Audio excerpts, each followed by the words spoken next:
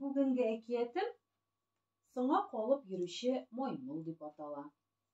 Борын заманда түгел, ә хәзерге заманда яшәгән дип булган ди Мөнир исемле маймыл. Ул мәктәптә 1нче сыйныфта укыган. Аның бер начар гадәте булган.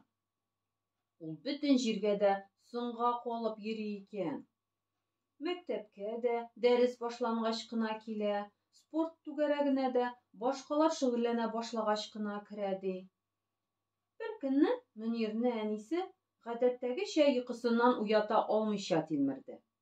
3 тапкыр эндәшеп тә тормагач, улым, башка әйтмим.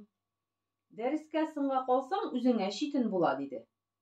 Әнисенең бу сүзләреннән соң да әле ул тормыйча аунап ятты. Башын күтәреп сәгатькә караса, дәрес башланырга 5 минут калган.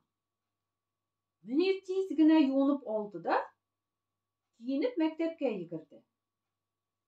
Күлмәгенең төймәләре дөрес эләктерелмәгән, чалбарының бер балагы кергән, берсе чыккан ди. Әле ярый, укыган мәктәбе янында гына икән. Җитмәсә, тирләп пешеп, мәктәп ишеген ачып керүгә, каршысына ук мәктәп директоры килеп чыкты. Син нәрсә монда пошый кебек чабасың? Тагын соңга калдыңмы? Дип сорады директор. Мөнир кып-кызыл булып чыкты. Каушаудан бер нәрсә дә җавап бирә алмады. Үзенең сыйныфына килеп кергәндә, математика дәресенең 10 минуты үткән иде инде. Ул тиз генә үзенең урынына барып утырды. Бүген керәсе дәресләргә кирәкле китапларны портфеленә салырга да исеннән чыккан Мөнирнең. Шул арада аның ашказаны иртәдән бирле бер нәрсә дә ашамаганын исенә төшереп, быгыр-быгыр килә башлады. Укытучы апасы моны ишетеп алды. Мин сезгә яңа тема аңлатам. Сез мине бөтенләй тыңламыйсыз бугай. Дип Мөниргә карап куйды. Тәнәфес җитүгә маймыл буфетка йөгерде. Чират торып өчпочмак алып ашады. Шул арада кыңгырау тавышы ишетелде. Мөнир икенче дәресенә дә соңга калды. Кыскасы, бүгенге көне уңышсыз үтте аның. Күңелсезләнеп, өенә кайтып керсә, аларга Мөнирнең яраткан абыйсы кунакка килгән икән. Ул абый мәктәптә бик яхшы билгеләргә генә укыган. Хәзерге көндә зур эштә хуҗа булып эшли икән. Мөнир өчен ул бар яктан да үрнәк булып тора ди. Мөнир абыйсы белән ачыктан-ачык сөйләште.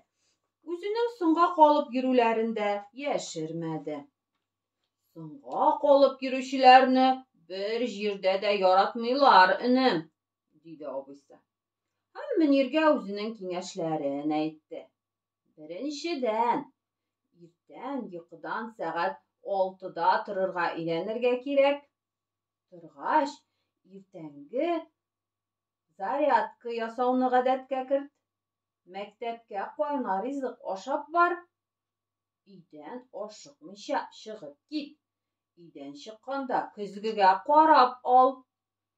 Мәктәптән кайткач та өй эшләрен эшләп куй. Портфелеңне кичтән әзерләп тутырып куй.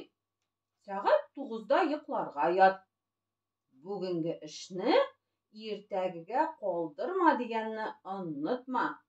Менә бу тәртип дип атала. Үз өстеңдә эшләү бер кайчанда соң түгел. Шуның белән әкиятем дә тәмам, дусларым. Хушыгыз!